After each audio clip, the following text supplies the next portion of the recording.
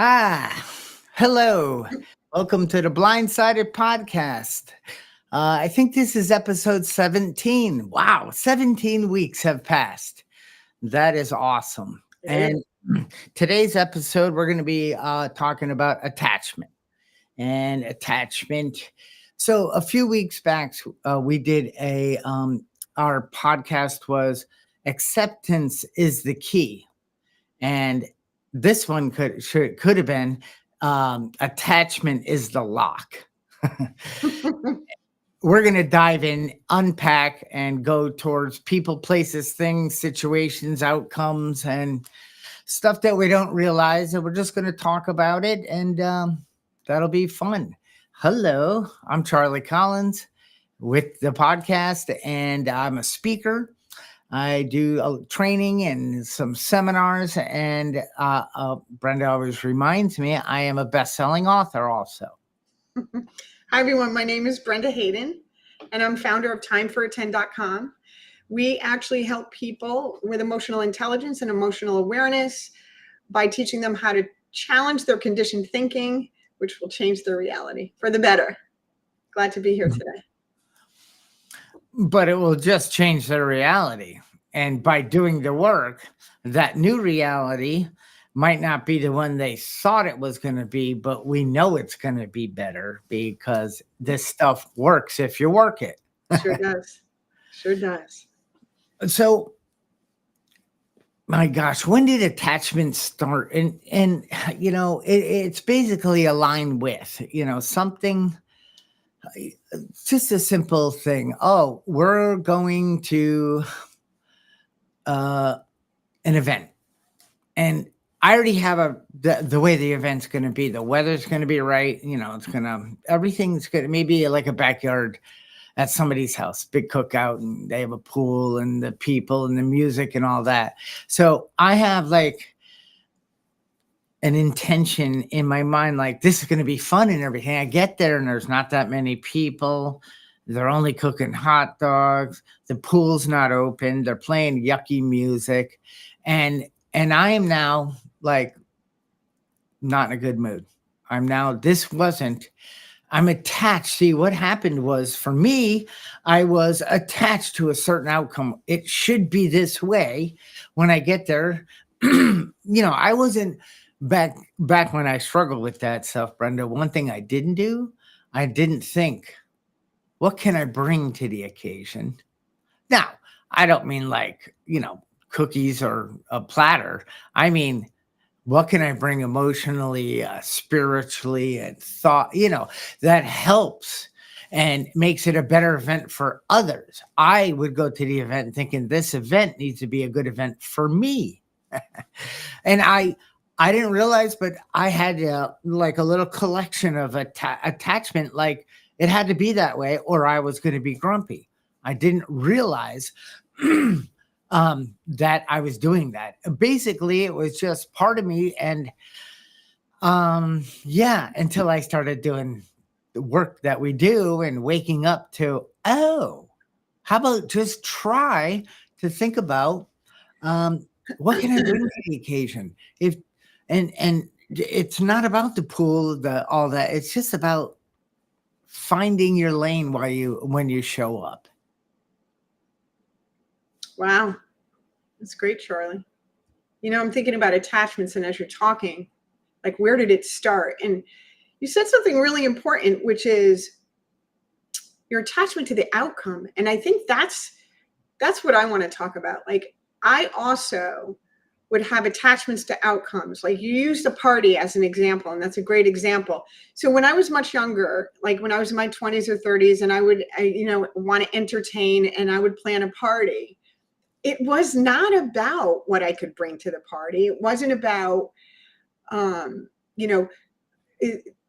how it would feel to engage with my friends or whoever else was coming and having a good time. It was about how many people were going to come to the party. And if they didn't come to the party, I tied that to my worth. That's an attachment. I was attached to an outcome. And the outcome for me wasn't that everybody had a good time. The outcome for me was, if they love me, they'll come to my party. And if they don't love me, they won't.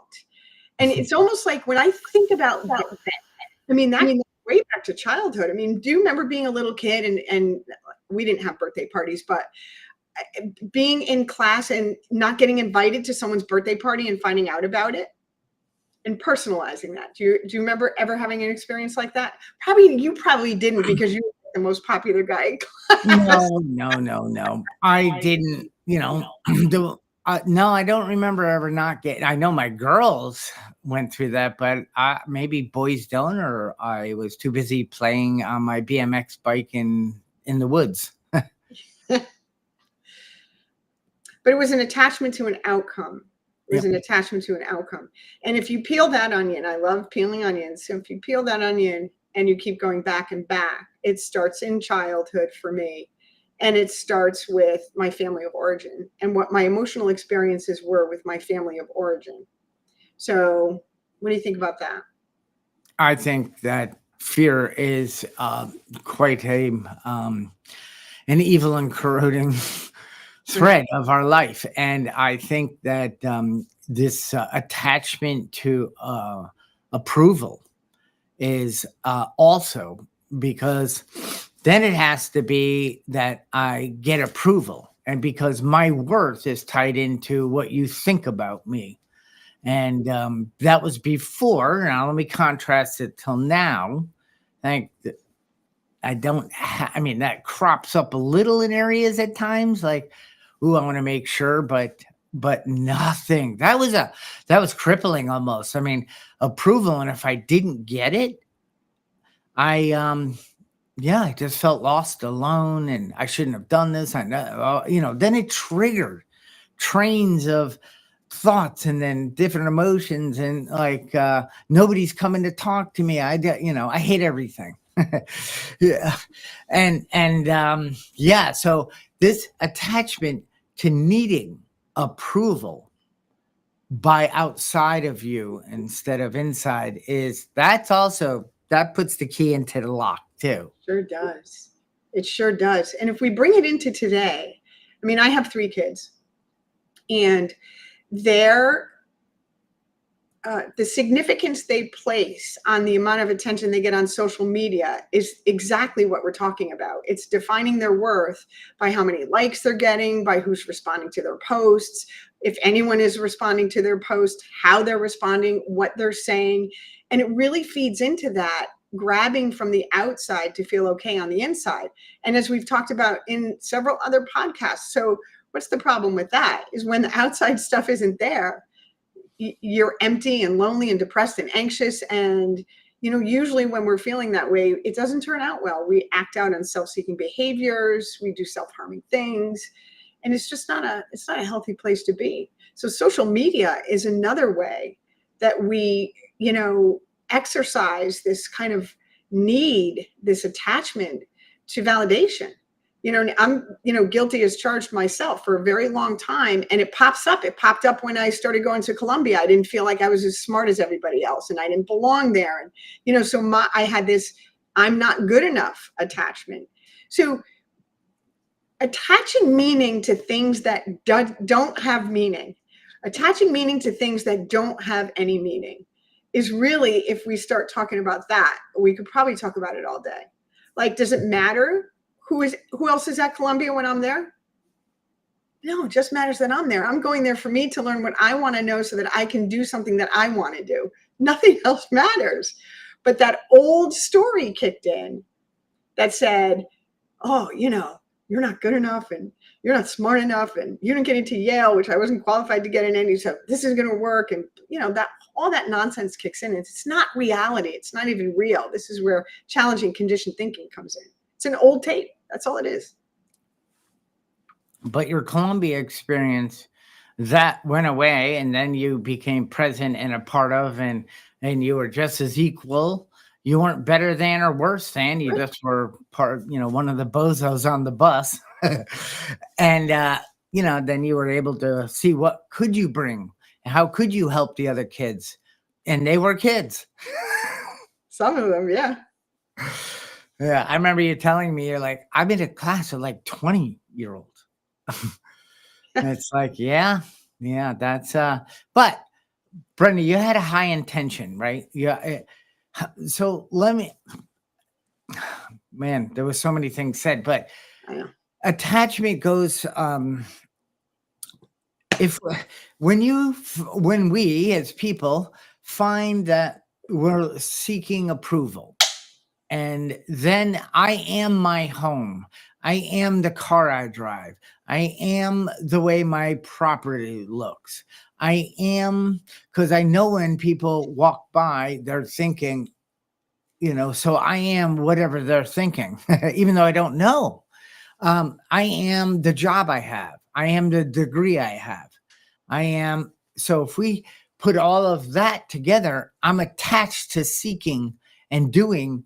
So something outside of me, I'm not comfortable in my own skin. So, and with that type, that didn't last too long. I did get the things, and I had the boat and all the things, but I had this constant need of needing more, because I wasn't getting the approval if I brought a group of guests down to the boat. And you know I had a list in my head that I didn't rehearse, but I would think, if you're anything like me, you would tell the boat owner how nice the boat is, how awesome it is to be here, how thankful you are that we invited you, how, I would go, I'm like that. Not everybody is. So I realized I used to get struggle when, well, I would do that for somebody, or I would loan that money, or I would cut that lawn. Like, how come people, I don't know. I think when I would be attached to the way I was doing it was the right way. And it made the most sense for the entire world. And I just, then when I started to let go and realize, like you said, you were on your journey. You had an intention, you had a goal. You wanted a more degree and learn a certain type of schooling, and which you did do, and you graduated. And you know, I didn't have that. I had I didn't have a clear intention. I had, what do I need to do to seek approval, to like my outcomes, to look good, feel good, sound good, to be accepted. Because if all that wasn't lined up, Brenda, then I felt alone. And the funniest thing is, I need approval, but I'm going to isolate now because I'm failing again. Yeah. Yeah. Spot on, Charlie, as always. And so that's, the attachment to all the outside things. That's the attachment to all the outside things. And then, there's the second school, which is the attachment to the inside things. And when I'm talking about, when I say attachment to the inside things, it's attachment to the way that we interpret other people's behaviors and the way we interpret the world and what's happening in the world. And the only way, I was talking to a client about this the other night, the only way that we could interpret information coming in is through what? It's through our own experiences, our own personal experiences from the time we were born till the present day. That is the lens by which we're going to receive information that's coming in. Think about how limiting that is. So in the example you were giving about your boat party, right? Would it ever occur to you in that moment that one of the people you invited could give a crap about the boat? They were coming to see you, so they didn't compliment you on the boat. Like, that's what I'm talking about. It's the story, the attachment to the story that we keep telling ourselves about the way the world is and how it works and the way people behave. And they kind of go hand in hand, don't they? Because the outcome, the attachment to the outside things for validation and approval and self-worth, when those outcomes don't work out the way we want, then we're sitting with that muck on the inside, and the attachment takes on a new form. It takes on the form of, now I'm going to assign meaning to what's happened here that isn't based in reality. And that's where this suffering comes in. Like, you could have a moment of pain on your boat when the person that you wanted to say, oh, this is a great boat, I love it, doesn't say that, right? So that you don't get the outcome you're looking for. You can have a moment of pain. But then when you go home and you start ruminating about it for a couple of days, well, maybe they didn't like my boat. Maybe it's not a great boat. Maybe they don't like me, right? Maybe they don't like me. That's the attachment to the story that we tell ourselves about ourselves and the world. So they do go hand in hand. It's fascinating when you dig into attachments where it is. And that's where the suffering comes from. So there's a difference between pain, it hurt my feelings that you didn't like my boat, and then suffering. You didn't like my boat because, and then you go into all the stories that you're attached to about the world and how it works and how people see you and what they think of you, really, the stories you tell yourself about that. And for me, that's the level I need to get to, because that's where all this suffering comes from. I can experience pain, or I can experience pain and suffering lasts a lot longer. No, thank you. And again, because I am not me, I am my boat. So my worth came from what you think. I know what I think about it, and it's the best thing since sliced bread because it's mine, and I've worked hard at it. But if you don't recognize that, then I'm nothing. Even though I'm a good guy, all the things like, oh, you're so funny. We have so much fun together, and this is great. And yeah, but what about my boat? Because I am my boat when I'm on it, and you need to recognize that, or I'm going to push you overboard. So, and Brenda, like, people didn't think to ask me what size engines I had, or how the electronics worked, and what kind of subwoofer I had, and how does the water system work that in the holding tank. It's like, because I loved all that. And and when I went around boats and different things, I asked those kinds of questions because I'm interested. But then I realized there's people that they're not interested. You said it, Brenda. Can you imagine? I mean, what do we have? 60,000 thoughts a day. Okay. But we have 300,000 things coming at us every day. Now, I made that number up, but it's more than 60. If you think about all the radio, the internet, the street signs, and the people talking, and this thing, that thing, the phone ringing, the text messaging. So what we do, as you said, as you were talking, we build a story, and that lens is where we live in, and we're attached to it. So we delete and distort most of the things that come at us all day long. I could be in a room with somebody and they could say, oh, did you hear that? What? No, I was somewhere else. I mean, no, as soon as it started to come in, I deleted it. But the scary one is something comes in, I distort it and I align it to my story.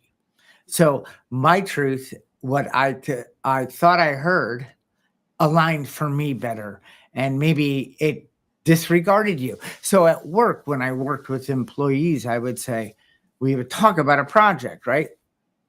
And then I would say, would you repeat it back to me? Because your filters, the way you distort information, I want to make sure that you heard me clearly. And it was so cool, because sometimes people, I'm like, I don't say this to the person, Brenda, but I was like, I didn't say that. But maybe my communication wasn't as clear as that mind needed. So I got to figure out a better way to communicate with somebody, because I take responsibility and don't blame anymore. Almost always. I can identify with everything you just said. And, you ever hear this saying, that eyewitness testimony is the worst testimony of all? Right? And why is that? Do you ever wonder why that is? Like, relying on your memory, and I'll tie this back to attachments, relying on your memory of something. In other words, the story that you're telling yourself is coming from a memory, is the worst place to build your story from, a memory, because the memory is never accurate. In fact, it's so inaccurate that they don't use eyewitness testimony anymore because of that. Because you'll see something or experience something, and the way that you're going to take it in is, like you said, Charlie, it's based on that experiential lens that you have. And it's an experiential lens. And really, when I think back on that, like, I can't remember if you asked me today, if somebody said, how did you get venture capital funding after the bubble burst? My company got venture capital funded after the bubble burst. I couldn't tell you. I couldn't tell you, but I sure could tell you how I lost that company. I could tell you about the pain. So it's interesting to me that like the really positive memories, like they're a little foggy, but the ones that caused me pain, oh, I could tell you in a second. I can give you a list of all the things that caused me pain. And it's a very distorted list based on that lens. So the attachments that I have are, this is how I explain to clients how it's really not based in reality. That if we take a simple memory, for example, a memory that causes you pain, and we inventory it and we break it down and peel the onion to the exact nature of what was going on in that specific situation, 9 out of 10 times the client I'm working with goes, oh, I didn't know that. That's what they say. I didn't know that about their own memory about a situation that was going on because it was so distorted by that lens, that experiential lens of their past. And it's beautiful to watch the lights come on when they say, oh my gosh, I never thought of that. I didn't think that could be what was going on. Like, it's just fascinating to do that kind of work with people. I love it. I love it. I do. know you do. I know. And I again, I just going back to like intention, goal, and because I guess over time I I guess I was feeling a bit like a victim and the shoulds, and I wish it was easier. I wish I wasn't legally blind.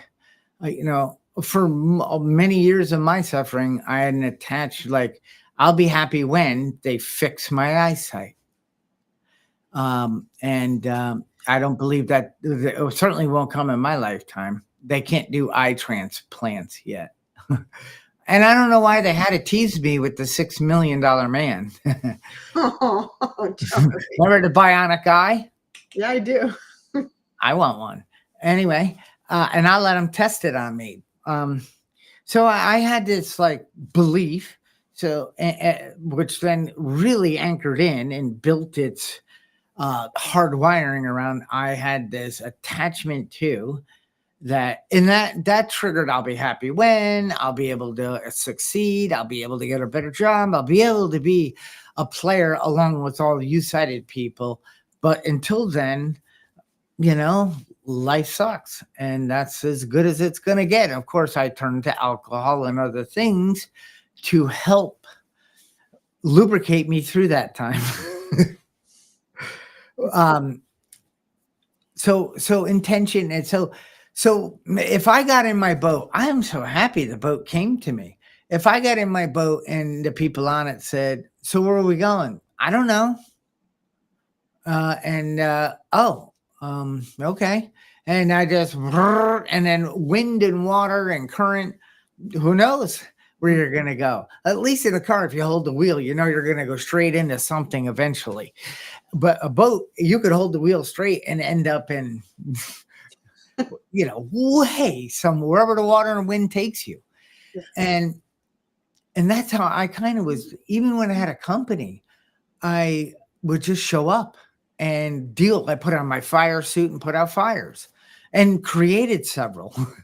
And, and it's like, so what was I attached to? Like, I like things should be better. People should treat me different.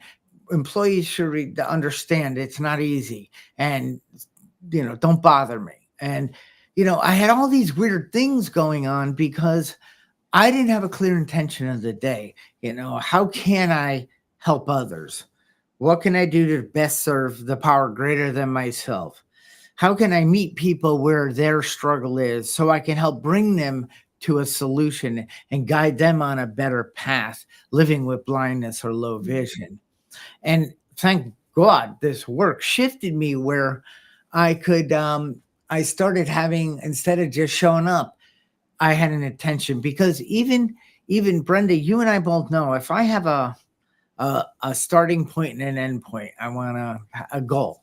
I want to put this big thing together and blah, blah, blah, have a big event. But, life's going to throw curveballs, and it doesn't mean to. It's not It's not to hurt me. Maybe there's a lesson in it. But you're going to get, like the first curveball or the first off course of that, I would give up. See, I knew it wasn't going to work. But then I realized that it's never a straight line when I make a decision, unless I decide to sit up straight. You know what I mean? I do. When it involves the universe and other people, there's always going to be course correction. And I'm no longer attached to the outcome. Like, it doesn't have to be this way, because even if I work hard to get to that place, it's who I become in the pursuit of the $1 million. Well, I have $10, but I'm happier. You said something really important, Charlie, about intention. And you're right. It does all start with intention. What are you looking, what is your goal in this situation? And I know for myself, there was a time in my life when the things that I bought, right? The cars, I also had a boat. My intention wasn't, oh, I really want this car that, well, actually with the car it was, but with the boat it wasn't. I really want this, or I really want that. Let's just leave it a generic example. My intention was, I wanted to be seen. See me. I'm important. I'm successful. It was that validation that I was seeking. It was the validation. So attachment to the outside things for being okay on the inside. And you're right. When you take yourself out of the picture, right? When you're not looking to get anything, you're looking to give. When you set that intention, everything changes, because the outcome, at least for me, it doesn't matter. It's exactly the way it's supposed to be in that moment. I'm not looking to get anything out of it. So it just flows.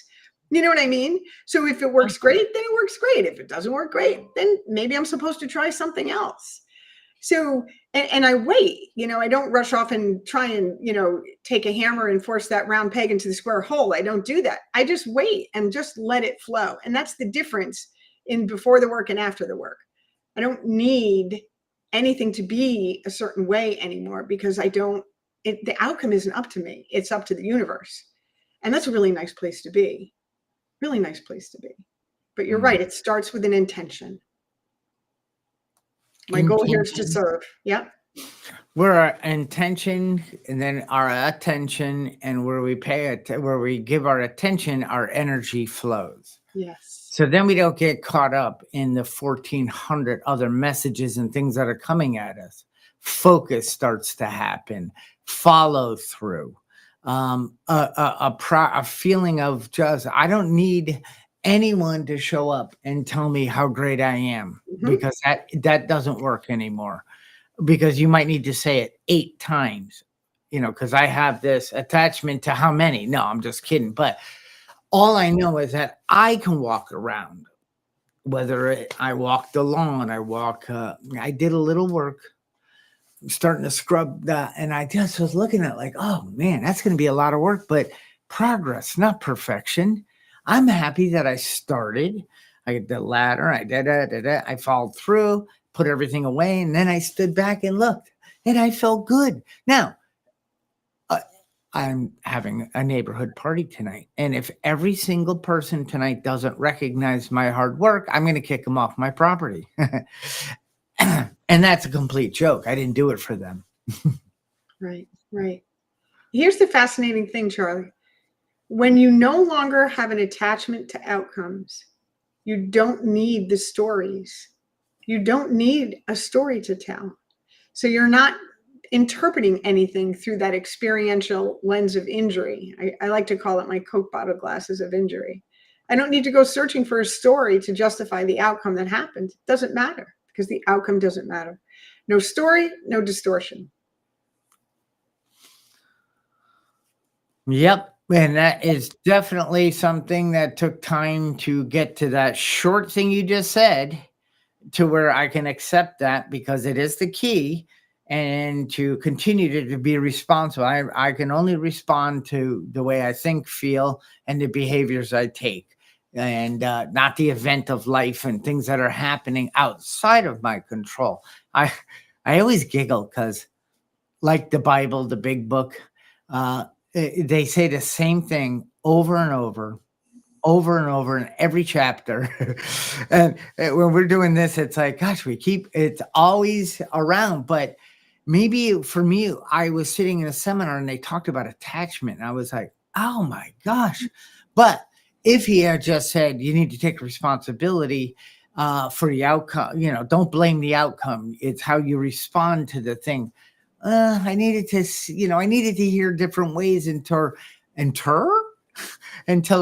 it clicked in my brain where I realized, and Brenda, when this deleting, distorting amygdala, really it passes through that almond shaped part of our brain and it decides what we're going to hear and what we're going to do. Now, we built that, as you said, from childhood. Okay. Yeah. But I don't know. Hey, be careful who you hang out with and the things you do, because you're building a paradigm that by age 35, 95% of you is going to operate from that unconsciously. And you're going to wonder why your life is starting to suck. Right. And you can hire Brenda or Charlie and we will unsuck it. Yeah, we definitely will. The thing that happens too is when you stop taking in that information and interpreting it. In other words, when you I like to say it is what it is. It's got no meaning. The universe has natural intelligence and I'm going to go with that flow instead of the flow I want to assign in my brain. I started looking at people differently. It's that, you change what you look at and what you look at changes. And I started to feel differently about myself because I wasn't feeding myself all of that negative, this has meaning and that has meaning and they did this because of me. But taking myself out of the picture, my life was much better. So there's all this stuff flashing on the screen, Charlie. Once again, I haven't been paying attention here. So, oh boy, there's lots of people wanting to know where the party is, Charlie. What do I do? Give them your address. I'm not giving her my address. No. What time is it? Where's the party? Can I come? And then there's Kate and Carrie are saying, "Oh, party at Charlie's house." I'm going to leave that up to neighbor you. of mine to come, and if you try to show up and you're not a neighbor, well, then we sick the golden retriever on you. So yeah, we're just having a local little neighborhood party, and no band, not like the big one I've had. We'll have that soon enough. I hope you have a great party today. It'll be fun. I have no attachment. Yeah. I think I remember a couple of years ago coming over there the day after, and there was all kinds of chalk on your driveway. People had drawn all kinds of things on your driveway. It was great. It was great. I spray painted parts of my driveway last night. Oh, yeah? That sounds like fun. Yeah. Yeah. So, Charlie, attachments. What's one of the biggest attachments that you have today that you're still working through? Put you right in the spot here. No, I'm trying to think of an attachment. Well, I definitely studios. Getting it right. Working on just this type of platform, the thumbnails I do. If somebody was saying, "Oh, that's good enough," I'm like, "Who the heck? Get away from me!" Good enough? No. So I got some, and I know and as you ask me, I know it's because I need to perform well. I'm less than you. I'm legally blind. Of course, that story has been deleted. Thankfully, it's not distorted. But that story is no longer. I don't go there. I only get pissed off that I'm legally blind when I do something that requires maybe asking for help, using magnification, better lighting, and I don't have because I don't have the tools. I don't have it thought out, and now I'm mad. Dang it! So I think one of mine is doing it right. And it's not so much that I get you guys hitting the thumbs up and the like and the shares and all that. It's because I want to show up feeling good about the work I did. Excellent. And tell me what you do. What are some of the tools you use to manage that when it pops up, when you start to tell yourself the story that it's not okay or it's not good enough? It, what do I do when I feel tension or I'm starting to type like my fingers are hammers? And I'm clicking my mouse and then I'm hitting it the other mouse button by accident and things are opening. I have my screen magnified and I can see a part of it. And I realize it's almost time to, punch my screen. I guess not punch, but like I start going into the mind of the old behavior. No, not behavior, thought. Like I'm not good at this. And it's like, no, when I start to feel that tension, it's like twisting something. When I start to feel that tension, I take a breath and I say, maybe I need to go walk around the house 8, 9 times. Maybe I need to go to the fridge and drink some water. Maybe, and then I come back and reset my mind. And guess what? It works. That's awesome. That's awesome. And that's the same. That's the same one I struggle with. It's this message that I'm not good enough that just creeps in and out of. It's very invasive sometimes. And it's very old, comes from a really, really young age. And I perpetuated that. I experienced a lot of trauma and then I perpetuated the trauma throughout my life. So it's what do they call it? Evil and corroding thread. And when it does pop up, it pops up and it unsettles me for much less than it used to, but that it's still unsettling me at all is what I'm working on, because it's just not true. I'm exactly who I'm supposed to be in this moment. And, perfectionism is really not anything that I strive for anymore today. And I do some of the same things you do. When that old message comes up, the first thing that I'll do is I'll ground myself. And so what does that mean, grounding? What does grounding mean? Grounding means I get out of this box, because that's where the message is coming from. It's coming from history, trauma. It's coming from a very old place. I get out of this box and I take a journey into my heart. And I usually do that with some meditation music or some simple sense exercises. I'll close my eyes and before I close my eyes, what can I see around the room? And then I'll close my eyes. What can I hear? What can I smell? What am I touching here? So I'll go through the 5 senses and that'll get me out of my head and out of my amygdala and right into my heart. And then when I'm in my heart, I know that everything is exactly as it's supposed to be. As a matter of fact, it's not even just that everything is as it's supposed to be. It's I'm reacting to a circumstance. That's all anything is in life, is a circumstance.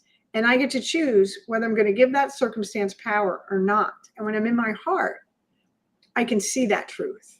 When I'm in my head, I can't see anything except the pain. So the grounding is really important for me. Yeah, that sounds wonderful. And you said I'm exactly where I'm supposed to be in this day, this moment. Okay. I recognize that. Do I want to stay here? No. But I'm feeling it. I'm seeing it. Maybe I've done some things that brought me to a place where I don't want to be. It could be the way I was working on the computer. I got a little lost and now I'm running out of time. You know what I mean, right? So, but instead of fighting it, I shouldn't feel this way. I should be happier. This shouldn't have taken this long. Oh my Lord. But I say, I'm exactly where, what can I learn from this? And how can I move forward? And then it's gone. Mm-hmm. It's like, because otherwise I'm going to lose, even though I might shut my computer off. Haha, I won. Or but I still have it in me. And that in me will show up in me as I go through the day. It'll come out in a store. It'll come out in a conversation, because I have untreated garbage that I am allowing myself to carry around. Maybe I have a little attachment to garbage. Maybe that could be a whole nother podcast, our attachment to our pain. I wasn't going to bring that up in this podcast because we're just introducing the topic, but there is an attachment to pain that many of us have. It can be invigorating, and a lot of people are attached to pain because it's all they know. It's familiar, it's comfortable. It's like that warm, fuzzy blanket. I remember, there was a time in my life and it wasn't too long ago, when there was a lot of chaos and emotional turmoil. And then I ended the source of the chaos and emotional turmoil. I moved past it, right? And in a very short period of time, my life was completely transformed into just a beautiful, I have a beautiful life. And as I was going through that transformation, Charlie, I remember it was really hard not to have something uncomfortable going on. If somebody said, what's going on today? What's bothering you the most? What's the hardest thing for you to deal with today? And I said, the calmness, the quietness, the beauty. There's nothing wrong. It was really hard to make that transition from chaos and mayhem to calm and tranquility. I was looking for something to chew on, if you will. And it came out, where it came out at work. There was somebody that I never had a problem with at work, and I've been working there for years. And all of a sudden I had a problem with this person. Like, that's all me. So that's my example. Oh, how I could relate, Brenda. Yeah. Attachment, let's use another A word, addicted. I was addicted to suffering and pain because that's all I knew. And when I started having these moments of clarity, and I'm sure they were given to me all through, but I would shut them down like, that's foreign. And then when I started doing the work, I started having a little peace. Like, I wasn't battling thoughts in my head. I was just present. I'm like, this is very uncomfortable. I like suffering more because I'm good at it and I know what to do with it. I'm not saying it certainly didn't serve me or people around me, but hey, I built the tools, the skills, and a life around that. And I hit it for the most part. But anyway, I too, it's like, why? How could I be at perfect peace and ease? How come, like you just said, you could see the forest, the beauty of the forest, even if there was some ugliness in there? The old me went to the one tree that was rot, and it would be like, see, everything sucks. Well, there's 100 other trees that are beautiful. I can't see those. This tree and I, we're buddies. We're going to rot together. Yeah. And, so, and this is for everybody on our podcast who listens to this, no matter what struggle you're in, pain you're carrying, or blaming that you do, and complaining and rationalizing and justifying, and maybe hitting the sauce a little too much, or doing whatever, I'm not judging because I've been there.